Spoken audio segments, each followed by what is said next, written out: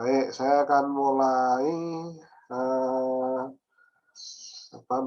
untuk memberi tutorial untuk mengolah data dengan eh, sebenarnya nama nama apa namanya eh, alat analisisnya namanya Structural Equation Model dengan PLS. Tapi kalau softwarenya namanya Smart PLS. Kita akan mulai dengan file create new project.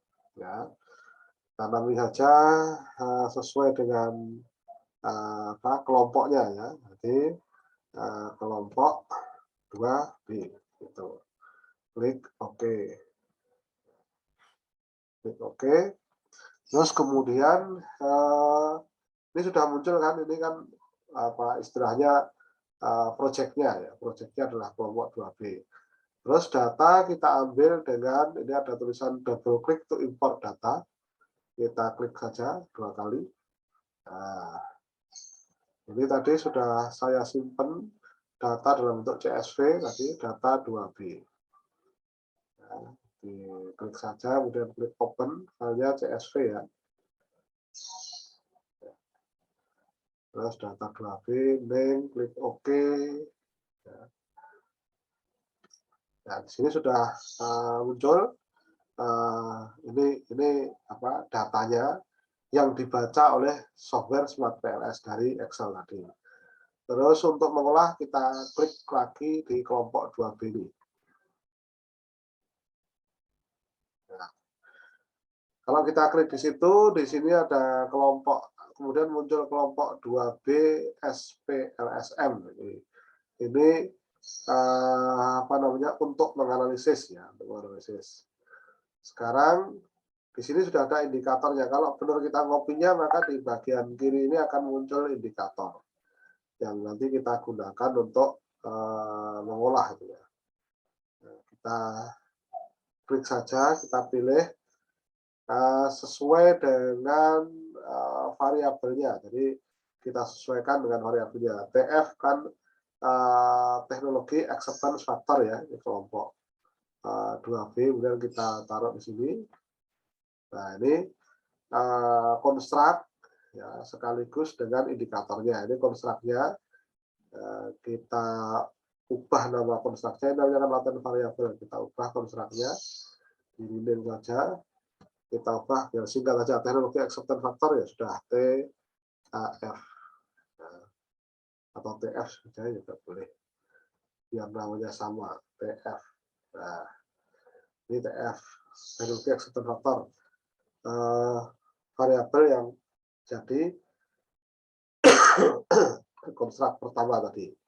Dan selanjutnya yang web service quality kita pindah juga, kita taruh di sini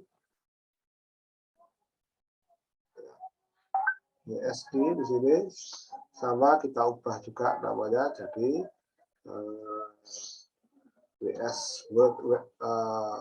website service quality ya. Klik OK, namanya sudah berubah di sini. Kita kan punya 4 variabel, 4 konstruk ya.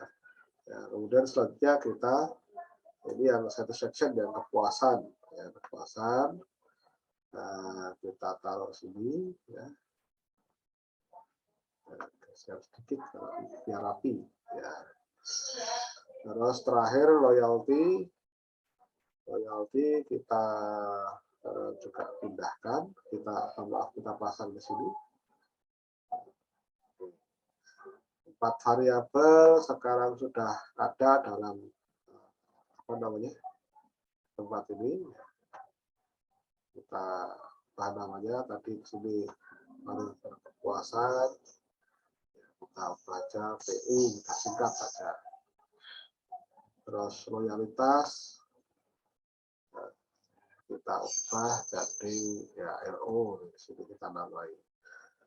Ya, supaya rapi, kita rapikan supaya indikatornya nggak numpuk-numpuk gitu ya. Ini kita taruh ke atas dan ini kita taruh ke bawah. Nah, sekarang sudah lengkap gambar, tapi masih merah. Merah itu menandakan ini belum menunjukkan hubungan antar variabelnya. Terus kita pilih connect ini. Ya. Kita pilih connect. Nah. Maaf, ini apa kelihatan nggak di dalam share screen? Belum? Kelihatan, Pak. Melanjutkan. Terus ini tadi sesuai dengan hipotesis ya, nanti dicek hipotesisnya. Nah, terus ini tadi kan teknologi ekstern faktor pengaruh terhadap kepuasan dan juga loyalitas. Ini juga website service quality. Nah, kok jadi biru ya, karena semua konstruk sudah terhubung ya biru. Nah, jadi web service quality juga berpengaruh ke kepuasan, terus ke loyalitas. Nah, kemarin yang mungkin belum dicek di dalam papernya kelompok 2 adalah penghubungan antara kepuasan dengan loyalitas. Sehingga kita mau menguji apakah kepuasan itu menjadi mediasi ya, dari hubungan antara teknologi ekstern faktor dan juga website service quality kepada loyalitas. Jadi ini juga kita uji sebagai kepuasan, kita uji sebagai variabel mediasi ya, untuk apa nanti informasinya bisa kita dapatkan informasi yang lebih penting di situ.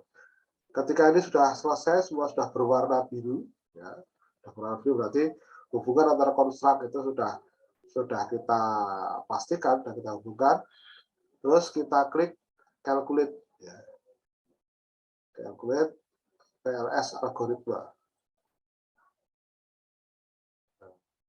Terus start calculation. Nah, untuk yang pertama ini path koefisien, ya, ini menunjukkan analisis jalurnya. Tetapi di tahap pertama ini sebenarnya yang kita butuhkan adalah pengujian validitas dan reliabilitas. Ya. Apa itu pengujian validitas? Pengujian validitas adalah pengujian untuk memastikan bahwa alat ukur yang kita gunakan itu sesuai dengan variabel yang memang mau kita ukur. Ya, dalam hal ini variabel yang kita ukur kan ada 4. Tadi ada teknologi ekstern faktor, ada website service quality, ada kepuasan, dan ada loyalitas. Di mana kita lihatnya? Kita lihat di sini, di outer loading-nya. Nah, di outer loading ini kita lihat bahwa indikator atau butir pertanyaan loyalitas 1, 2, 3, 4, dan 5 itu mengumpul pada satu dimensi, yaitu di dimensi RO. Berarti memang ini butir pertanyaan loyalitas 1, 2, 3, dan 4, serta 5 ini menjelaskan tentang loyalitas. Kemudian kita lihat yang kepuasan, ya, butir pertanyaan PU1, 2, dan 3 ini juga mengumpul pada satu dimensi, yaitu dimensi PU. Ya, ini kita lihat. Dan ini kalau angkanya apa? Ini angka istilahnya faktor loading. Sebenarnya ini korelasi antara butir pertanyaan antara indikator itu dengan konstruknya. Ya. Jadi apa namanya? Menunjukkan angka korelasi itu. Jadi angka korelasinya tinggi dan semua hijau. Kalau ada masalah biasanya nanti Smart PLS akan kasih tahu warnanya merah. Itu berarti nilai korelasinya dianggap rendah. Terus teknologi acceptance faktor ada 3 pertanyaan juga semuanya mengumpul pada satu dimensi dan hijau semua, korelasinya tinggi sepertinya. Website service quality, nah ini menarik ini. Website service quality ini ngumpul pada dimensi yang sama, tetapi Anda lihat pada website service quality keempat, butir pertanyaan keempat itu ternyata merah karena nilai korelasinya hanya 0,355. Jadi berada di bawah apa namanya prasyarat ukuran korelasi faktor loading untuk validitas yang disyaratkan oleh Smart PLS. Tetapi sebenarnya kalau kita lihat dari apa namanya beberapa buku statistik lama, Nonoli dengan psikometrik teori, di bukunya Nonoli psikometrik teori itu angka validitas 0,3 sudah dianggap valid. Ya. Jadi kalau di sini sebenarnya terserah peneliti kalau mau ngedrop yang apa namanya merah itu silahkan, tetapi sebenarnya ada referensi dari Nunoli yang menyatakan 0,3 itu ya masih dianggap valid. Terus kita klik construct reliability and validity. Ya. Di sini yang kita butuhkan itu adalah nilai korelasi Cronbach alpha. Cronbach alpha ini kalau kita mengacu pada buku-buku MedPen yang terbaru maupun pada literatur Hare et al. Di multivariate analysis, ini angka Cronbach alpha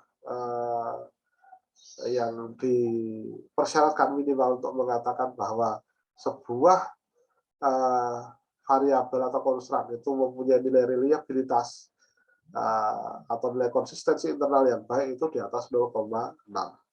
Apa atau sebenarnya konsistensi internal itu atau reliabilitas? Reliabilitas ini memastikan bahwa alat ukur kita atau variabel atau konstruk itu ketika dipakai untuk mengukur variabel yang sama pada setting yang berbeda itu hasilnya konsisten. Maksudnya gimana ya? Misalnya kebetulan ini kelompok 2B ini meneliti tentang pembelian online untuk apa namanya aplikasi e-commerce tertentu ya. Tapi kalau nanti dipakai untuk aplikasi e-commerce yang lain, kalau hasilnya konsisten berarti memang reliabilitasnya bagus. Dan di sini terlihat bahwa semua atau nilai Cronbach alpha-nya semua di atas 0,6 berarti memang reliabilitasnya bagus. Kemudian ini juga ada average variance extracted, ini sebenarnya juga bisa untuk mengukur validitas. Dan ini semua nilainya hijau berarti memang baik variabel maupun indikator dalam penelitian ini memenuhi validitas dan reliabilitas. Artinya pengujian untuk alat ukur itu berarti tidak ada masalah.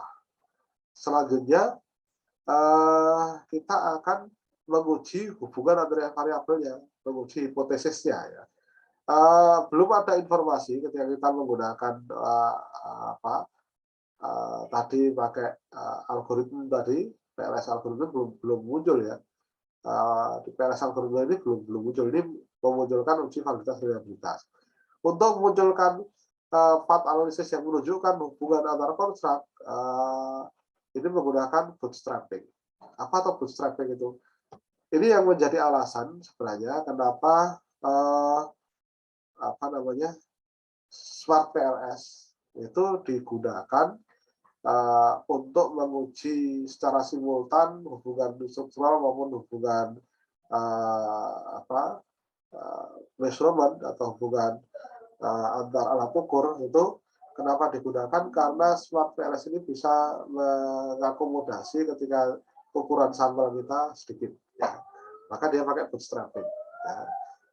Jadi ada measurement model, ada struktural model. Nah, itu diuji secara simultan. Kalau yang ideal kan pakai struktural equation model, pakai SEM ya. Kalau ini kan SEM-nya ada partial least square. Itu yang salah satu keunggulannya adalah ketika ukuran sampelnya sedikit bisa digunakan. Nah, kita klik bootstrapping ini berarti kita akan mengalihkan ukuran sampelnya.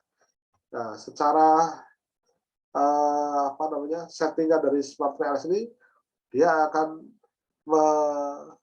melakukan bootstrapping jadi 500. Jadi ukuran sampel Anda meskipun sedikit, tapi oleh software Smart PLS ini akan dijadikan 500. Ini kan kelihatan di sini subsampelnya ada 500. Ya. Klik aja start calculation. Sudah di bootstrap. Nah, sekarang sudah muncul apa namanya hubungan antar part, ya, hubungan antar part dalam model yang mau kita uji tadi. Nah, kita lihat kepuasan ke loyalitas. Ya. Ini dari p-value-nya sudah 0,00, ya berarti dia lebih kecil daripada alfa yang kita tentukan. Alfa dalam statistik kan ada 3, ada 0,01 atau 99%, ada 0,05, ada 0,1.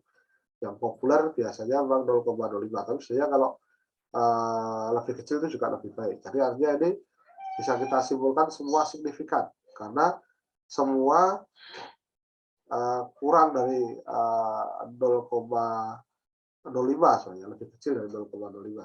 Tapi kalau kita mau pakai 0,01 ini yang PU kepuasan kolonialitas ini signifikan pada alfa 1%.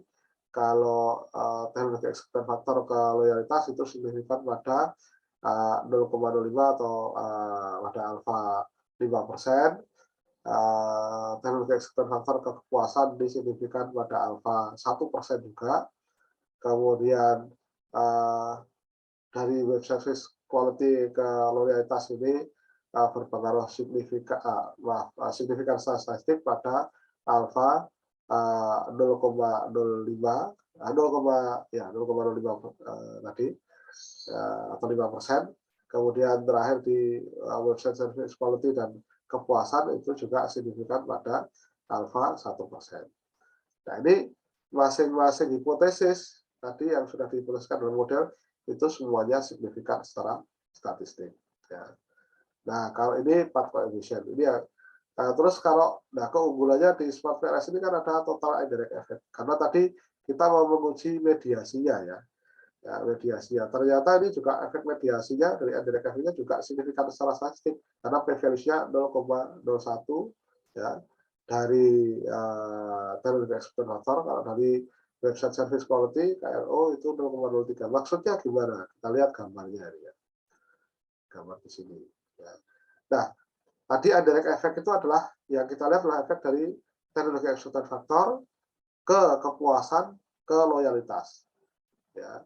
Kan ada ini 4 yang menunjukkan dari teknologi eksekuten faktor langsung ke loyalitas ada juga. Tapi ini kan efek langsung yang direct effect yang tadi pakai 4 yang pertama tadi.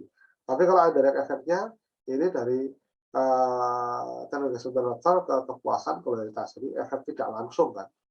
Ya, terus tadi ada juga dari website service quality ke kepuasan ke loyalitas. Ini juga tadi ternyata p-value-nya di bawah 0,05. Artinya model ini baik pengaruh langsung maupun pengaruh tidak langsung ya semuanya signifikan secara statistik. Nah, itu tadi tutorial analisis datanya. Anda bisa lakukan sendiri nanti kalau sudah punya software-nya ya. Sudah punya software-nya nanti Anda bisa lakukan sendiri.